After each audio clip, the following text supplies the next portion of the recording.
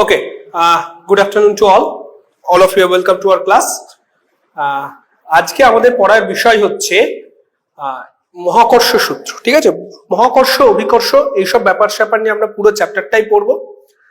তো প্রথম থেকে আমরা মানে একেবারে বেসিক লেভেল থেকে স্টার্ট করব। ঠিক আছে, ফিজিক্সের যখনই কোনো আমরা থিওরি পড়বো, ফিজিক্সের থিওরি সবসময় আমাদেরকে বেসিক লেভেল থেকে স্টার্ট করতে হয়। এটাই হচ্ছে ফিজিক্স পড়ার নিয়ম।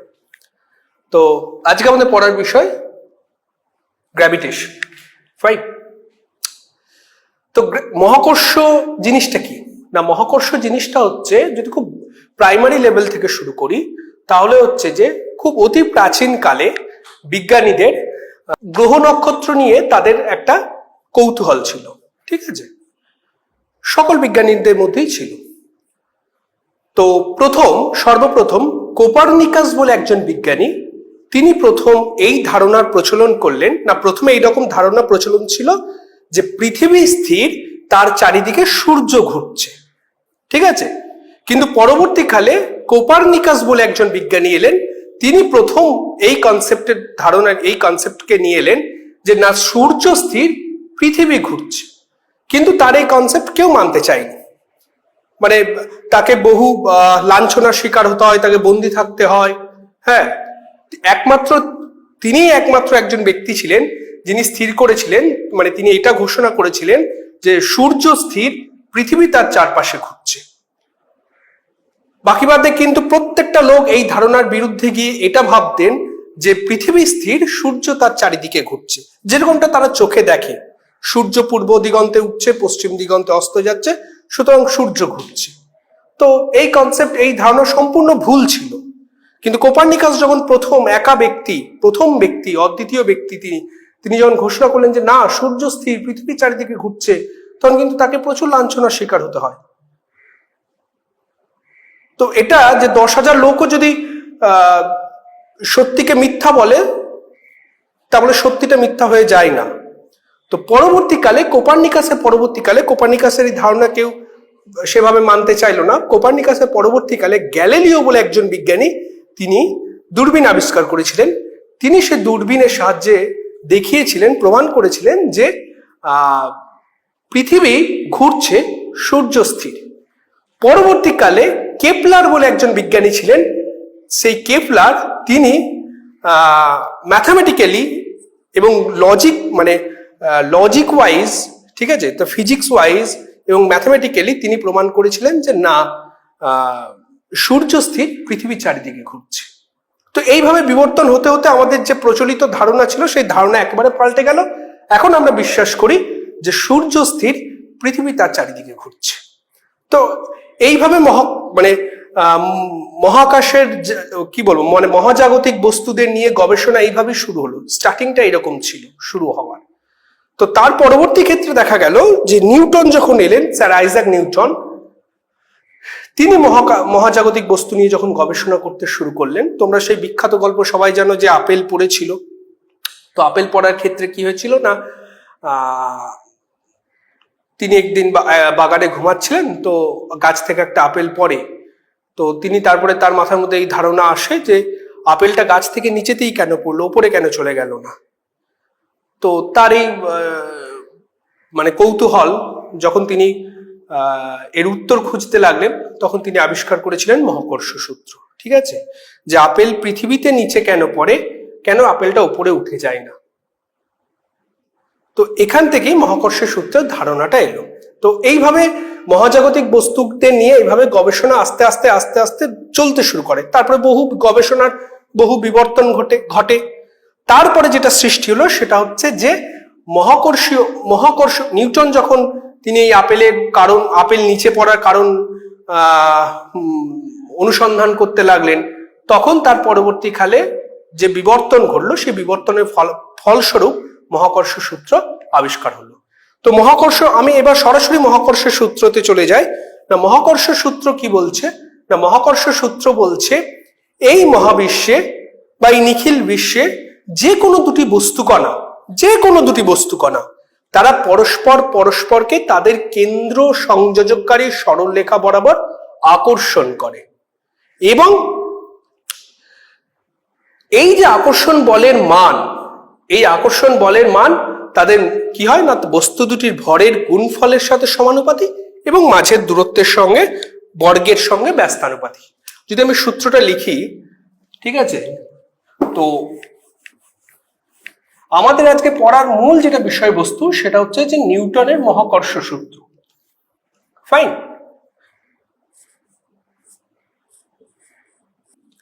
দেখো, মূল যে সূত্র বলছেন, মহাবিশ্বে বা নিখিল বিশ্বে যে কোনো দুটি বস্তুকণা পরস্পরকে কেন্দ্র সংযোজককারী সরলরেখা বরাবর আকর্ষণ করে। এই আকর্ষণ বলের মান বস্তু দুটির গুণফলের সমানুপাতিক এবং মাঝের দূরত্বের বর্গের ব্যস্তানুপাতিক। তাহলে মূল কথা যেটা হচ্ছে সেটা হচ্ছে যে মহাবিশ্বের যে কোনো দুটি বস্তুকণা পরস্পরকে কেন্দ্র সংযোজককারী সরলরেখা বরাবর আকর্ষণ করবে। এখন এই আকর্ষণ জিনিসটা কি না, আকর্ষণ হলো এক ধরনের বল। ঠিক আছে, তোমরা এর আগে পড়েছো, যখন চুম্বক পড়েছিলে, যখন তড়িৎ পড়েছিলে, যা আকর্ষণ এবং বিকর্ষণ দুটোই এক ধরনের বল। কেন?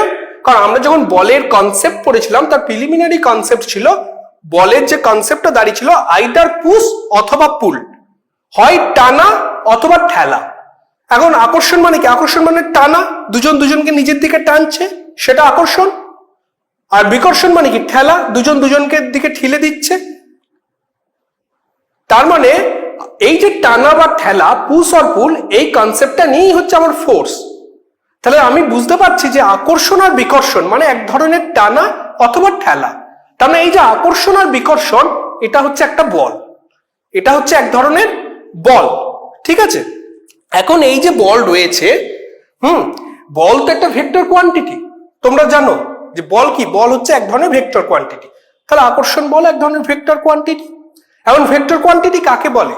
আমি যখন তোমাদেরকে আগে পড়িয়েছিলাম তখন দেখো বলেছিলাম যে ভেক্টর কোয়ান্টিটি হলো যে যে রাশির মান এবং দিক দুই থাকবে। অর্থাৎ আমি যখন রাশিটাকে প্রকাশ করব, রাশিটার পরিমাপ প্রকাশ করব, তখন সেই রাশিটাকে মান এবং কোন দিকের সাপেক্ষে সেই মানটা হচ্ছে দুটোকে একসঙ্গে নিয়ে প্রকাশ করতে হবে।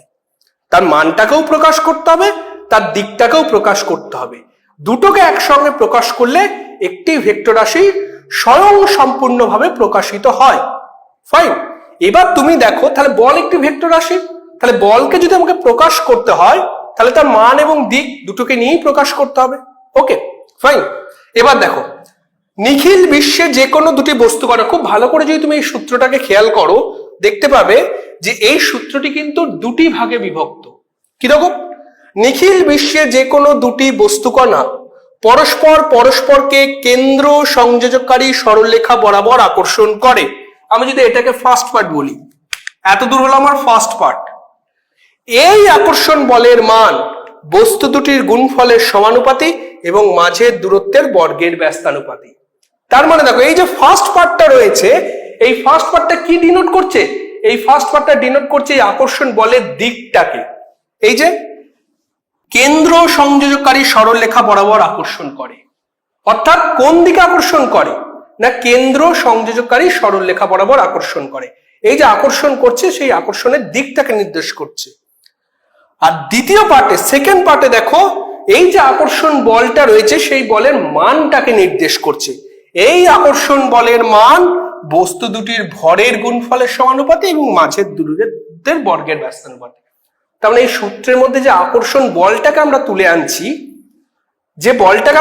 আনছি, সেই বলের ফার্স্ট পার্টে তার দিকটার কথা বলা হচ্ছে এবং সেকেন্ড পার্টে সেই বলের মানটার কথা বলা হচ্ছে। ওকে, তার মানে বল যে একটি ভেক্টর রাশি, তাকে প্রকাশ করতে গেলে যে মান এবং দিক দুই দরকার, সেটা কিন্তু এখানে প্রকাশ পাচ্ছে। এবার আমরা সূত্রটাকে ম্যাথমেটিক্যালি ক্যালকুলেশন করব। ফার্স্ট পার্টটা ক্যালকুলেশন করার কিছু নেই, কারণ এটা তার দিকটাকে বোঝাচ্ছে, তার ফিজিক্সটাকে বোঝাচ্ছে। কিন্তু এই যে সেকেন্ড পার্টটা যেটা রয়েছে, এই আকর্ষণ বলের মান বস্তু দুটির ভরের গুণফলের সমানুপাতিক এবং মাঝের দূরত্বের বর্গের ব্যস্তানুপাতিক, এটা কিন্তু ম্যাথমেটিক্সকে ডিনোট করছে। সেকেন্ড পার্টটা তৈরি হচ্ছে কিন্তু ম্যাথমেটিক্সের উপরে ভর করে। তার মানে আমাকে ক্যালকুলেশন করতে হবে সেকেন্ড পার্টটাকে ধরে। ফাইন। তাহলে সেকেন্ড পার্টটাকে ধরে যদি আমি ক্যালকুলেশন করি, বা ফার্স্ট পার্টটাকে আমি আগে লিখি, যে মনে করো দুটি বস্তুকণা আছে, মনে করো যে কোনো দুটি বস্তুকণা আছে।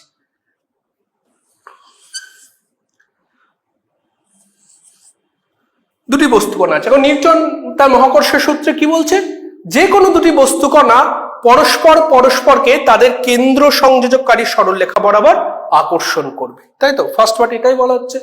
তাহলে এই বস্তু দুটো তোমরা বুঝতে পারছো, আইদার সার্কেল হয় না, অ্যাকচুয়ালি এটা হচ্ছে স্ফিয়ার, গোলক। তা গোলকের সেন্টার কোথায় হয়, কেন্দ্র কোথায় হয়, তার মাঝখানে, তোমরা ভালো করে জানো। তাহলে এই গোলকটারও কেন্দ্র হবে তার মাঝখানে। তাহলে এই কেন্দ্র সংযোজককারী সরলরেখা বরাবর আকর্ষণ করছে। তাহলে দুটো গোলক, যদি দুটো বল হয়, গোলক তার জিওমেট্রিক্যাল শেপটা গোলক, তাহলে এই যে দুটো গোলক তারা পরস্পরকে কেন্দ্র সংযোজককারী সরলরেখা বরাবর আকর্ষণ করছে।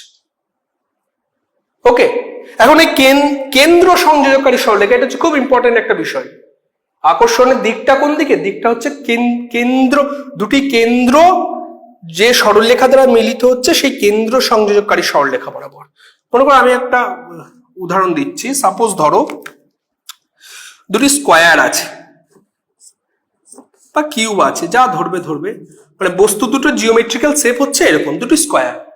এদের কেন্দ্র কিভাবে তৈরি হয় জানো তো, না তাদের ডায়াগোনাল দুটো, কর্ণ দুটো যে বিন্দুতে মিলিত হয়, এই যে এই বিন্দুতে মিলিত হলো, তার মানে এটা হচ্ছে কেন্দ্র। ফাইন। তাহলে এই যে কর্ণ দুটো যে বিন্দুতে মিলিত হলো, এটা হচ্ছে কেন্দ্র। তাহলে এই কেন্দ্র সংযোজককারী সরলরেখা বরাবর আকর্ষণ করবে। যদি শেপটা যদি ট্রায়াঙ্গেল হয় বা পিরামিডের শেপ হয়, যাই হোক না কেন, মানে 3D হলে সেটা পিরামিড হয়ে যাচ্ছে, ঠিক আছে। যদি ট্রায়াঙ্গেল হয়, ট্রায়াঙ্গেলের কেন্দ্র কোনটা হয় জানো তো, এই যে ট্রায়াঙ্গেলের তিনটি মধ্যমা রয়েছে, এই মধ্যমা যে বিন্দুতে মিলিত হচ্ছে সেটাই হচ্ছে তার সেন্টার, সেটাই হচ্ছে তার কেন্দ্র।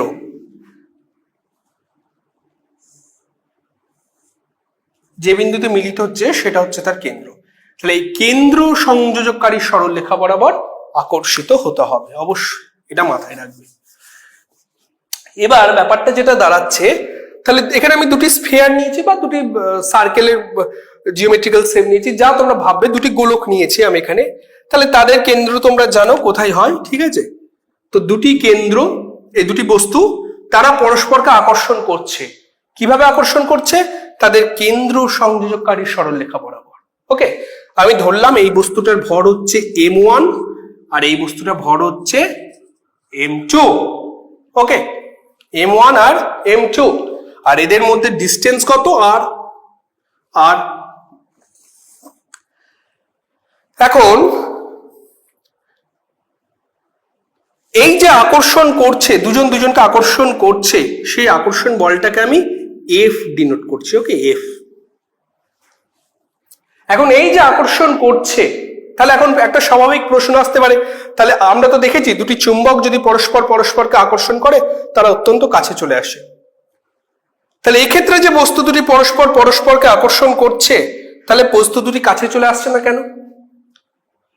না, এই ক্ষেত্রে কি হয়, এই ক্ষেত্রে মহাকর্ষ বলের ক্ষেত্রে আকর্ষণ বলের মানটা খুব কম, খুব নগণ্য। সেজন্য তারা আসার চেষ্টা করে, কিন্তু একেবারে কাছে চলে আসতে পারে না। আকর্ষণ করে, এটা ঘটনাটা সত্যি, আকর্ষণ অবশ্যই করে, কিন্তু এই আকর্ষণ বলের মান অত্যন্ত কম, অত্যন্ত কম। ঠিক আছে, যে কারণে কি হয়, যে কারণে তারা কাছাকাছি আসার চেষ্টা করে, কিন্তু কাছাকাছি আসতে পারে না। ফাইন, বোঝা গেছে? এখন দুটি বস্তু পরস্পরকে আকর্ষণ করছে, আকর্ষণ বলের মানটা হচ্ছে এফ, তাদের মাঝের ডিস্টেন্স হচ্ছে আর। তাহলে এই ল থেকে কি বলা হচ্ছে, এই আকর্ষণ বলের মান বস্তু দুটির ভরের গুণফলের সমানুপাতি। তাহলে বস্তু দুটি ভর কত, m1 এবং m2, তাই তো? বস্তু দুটি ভর হচ্ছে m1 এবং কত, m2। তাহলে এদের গুণফল কত হবে, ডেফিনেটলি m1 ইন্টু m2 হবে, m1 ইন্টু m2 হবে। তাহলে আমি বলতে পারি যে এই যে নিউটনের গ্র্যাভিটেশন ল থেকে, যে F প্রপোর্শনাল টু এই যে আকর্ষণ বলের মান বস্তু দুটির ভরের গুণফলের সমানুপাতি, তাহলে A proportional to m1 m2, এটা সমানুপাতিক চিহ্ন, বস্তু দুটি ভরের গুণফলের সমানুপাতি, m1 ইন্টু m2 তাদের গুণফল। ওকে, সমানুপাতিক মানে কি? বাড়লে বাড়বে, কমলে কমবে। তার মানে যদি ভর যদি কোনো কারণে কমে যায় তাহলে এই আকর্ষণ বিকর্ষণ বলের মান কমবে, আর ভর যদি কোনো কারণে বেড়ে যায় তাহলে এই আকর্ষণ বলের মান বাড়বে। ওকে, তাহলে F proportional to m1 m2। আর কি বলছে নিউটন? এবং মাঝের দূরত্বের বর্গের ব্যস্তানুপাতি। তাহলে এই যে Fটা কার দূরত্বের বর্গের ব্যস্তানুপাতি? মাঝের দূরত্ব। মাঝের দূরত্ব আমার কত ছিল? r ছিল। তাহলে A প্রপোর্শনাল টু ব্যস্তানুপাতিক আমরা কিভাবে লিখি? 1/r। কিন্তু বলছে দূরত্বের বর্গের ব্যস্তানুপাতি মানে 1/r²। Fine, 1/r²। ওকে, ব্যস্তানুপাতি মানে কি? বাড়লে কমবে, কমলে বাড়বে। হ্যাঁ, দূরত্ব যদি বাড়ে তাহলে আকর্ষণ বলের মান কি হবে? কমবে। আমরা চুম্বকের ক্ষেত্রে দেখেছি যদি দূরত্ব বাড়িয়ে দিই আর আকর্ষণ করে কি? করে না, কমে যায়। আর যদি দূরত্ব কমিয়ে দিই, কাছাকাছি নিয়ে আসি, তাহলে সঙ্গে সঙ্গে তারা আকর্ষণ করে নেয়।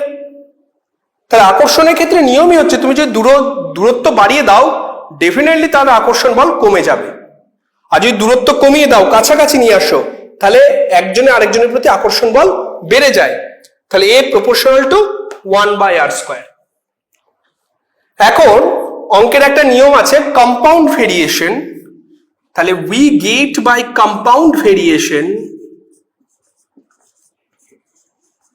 অর্থাৎ বাংলায় যাকে আমরা বলি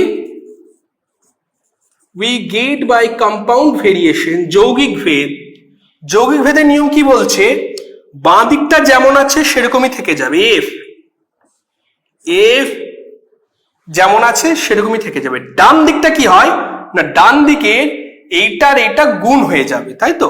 তাহলে A proportional to m1 into m2, আর নিচে আছে r², পুরোটা গুণ হয়ে গেলে দাঁড়াবে m1 m2 বাই r²। ওকে, তাহলে m1 ইন্টু m2 ছিল ফার্স্ট ইকুয়েশনে, আর সেকেন্ড ইকুয়েশনে ছিল 1/r²। তাহলে তুমি যদি গুণ করো তাহলে কি হবে? m1 into m2 by r²। অর্থাৎ আমি এইটাকে আর এইটাকে m1 ইন্টু m2 আর এই 1/r² এটা গুণ হয়ে যায়। গুণ হয়ে গেলে দাঁড়ালো A proportional to m1 m2 by r²। Okay, এবার আমি একটু উপর দিকেই লিখছি।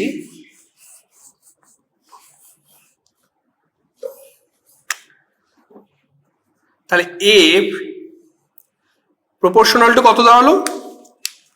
A proportional to m1 into m2 by r²। এখন এই প্রপোর্শনাল চিহ্নকে তুলে যদি আমি সমান চিহ্ন করতে চাই তাহলে কি করতে হয়? একটা কনস্ট্যান্ট গুণ করতে হয়। তাহলে এই প্রপোর্শনাল চিহ্নটাকে তুলে কি করলাম? সমান চিহ্ন করলাম। তাহলে একটা কনস্ট্যান্ট গুণ করতে হয়। এখানে আমি বড় হাতের G বলে একটি কনস্ট্যান্টকে গুণ করছি। F সমান G into m1 into m2 by r²। এটা হলো নিউটনের গ্র্যাভিটেশনাল ল এর ম্যাথমেটিক্যাল ইকুয়েশন। F সমান G into m1 into m2 by r²। Okay, মাথায় থাকবে F সমান G into m1 into m2 by r²। এবার আমি পুরোটাই মুছে দিচ্ছি।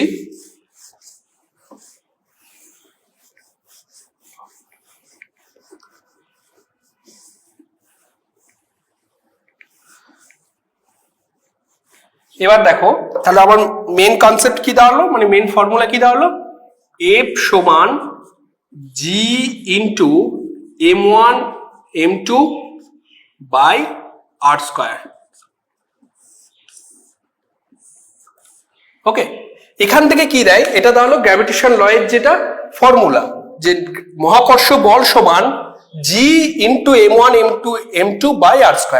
m1 টি একটি বস্তুর ভর, m2 টা আরেকটি বস্তুর ভর, আর r হচ্ছে তাদের মাঝে দূরত্ব, বস্তু দুটি কত দূরত্বে রয়েছে। এই যে এবার জিটা রইলো, এই জিটাকে বলা হয়, জি যে রইলো এই জিটাকে বলা হয় মহাকর্ষীয় ধ্রুবক। ঠিক আছে, জি আমরা তো জিটাকে ধ্রুবক হিসাবে গুণ করেছিলাম, প্রপোর্শনাল চিহ্নটা তুলে সমান চিহ্ন বসানোর জন্য জিটাকে গুণ করেছিলাম। তাহলে জিটা এক ধরনের ধ্রুবক, কনস্ট্যান্ট, কিন্তু এটার নাম হচ্ছে মহাকর্ষীয় ধ্রুবক। মহাকর্ষীয় ধ্রুবক। ওকে, এখন এই যে জিটা রইলো, এই জি এর ক্ষেত্রে কি করতে হয়, জি এর ইউনিট আর ডাইমেনশনটা বার করতে হয়। তো জি এর ইউনিট আর ডাইমেনশন তোমরা খুব সহজেই বার করতে পারবে। এই যে মহাকর্ষীয় ধ্রুবক জি কিভাবে বার করতে পারবে, তুমি তো ফর্মুলা জানো, এফ সমান এটা। তোমাকে যদি আমি জি এর মাত্রা বার করতে দিই তুমি সহজেই করতে পারবে। আমি এই ফর্মুলাটা জানি, এফ সমান G into M one into M two by R square. তাহলে আমাকে জিটাকে বার করতে হবে, মানে জিটাকে বাঁ হাতে রাখতে হবে। তাহলে আমি লিখতে পারি G into M one into M two by R square, আমি ঘুরিয়ে লিখছি, সমান এফ। তাহলে G into M one into M two, এই আর স্কোয়ারটা এদিকে এলে গুণ হয়ে যাবে এফ আর স্কোয়ার, আর জি সমান হয়ে গেল তাহলে এফ আর স্কোয়ার, আর এই এম ওয়ান আর এম টুটা কি হবে, এদিকে এলে ভাগ হবে, তাই তো? এই যে এম ওয়ান আর এম টুটা এদিকে গুণ হয়ে আছে, তাহলে এদিকে এলে ভাগ হবে M one into M two. তাহলে উপরে কি আছে, এফ ইন্টু আর স্কোয়ার, আর নিচে আছে এম ওয়ান এম টু। তাহলে প্রথমে আছে এফ, এফ এর মাত্রা তোমরা জানো, M L T inverse two, fine, into R square, R মানে কি ডিস্টেন্স, ডিস্টেন্সের মাত্রা কি হয়, ডিস্টেন্স মানে কি লেন্থ, মানে এল। এবার আর এর মাথায় স্কোয়ার আছে, মানে এল এর মাথাতেও স্কোয়ার হবে, তাহলে এল স্কোয়ার বাই নিচে আছে M one into M two, অর্থাৎ মাস, মাসের মাত্রা কি এম। তাহলে কটা মাস আছে, দুটো, ওয়ান আর টু, তাহলে এম ইন্টু এম মানে এম স্কোয়ার। তাহলে এই এমটাকে তুমি যদি উপরে তোলো কি হবে, M L T inverse two into L square, আর এই এম স্কোয়ারটাকে উপরে তুললে তোমরা জানো M to the power minus two. Calculation করো, তাহলে আসবে এম প্লাস ওয়ান আছে, মাইনাস টু আছে, মানে মাইনাস ওয়ান। এখানে একটা এল আছে, এখানে এল স্কোয়ার আছে, মানে এল কিউব, আর টিটা শুধু টি টু দি পাওয়ার মাইনাস টুই। তাহলে M inverse one, L cube, T inverse two. Okay, তাহলে মাস, এম ফর মাস, তার to the power minus one, L for length, তার কিউব, আর টি ফর টাইম, তার to the power minus two. এখন তোমরা এখান থেকে ইউনিটটা নির্ণয় করে নাও, যে যদি তোমরা এসআই করো তাহলে এম মানে মাস,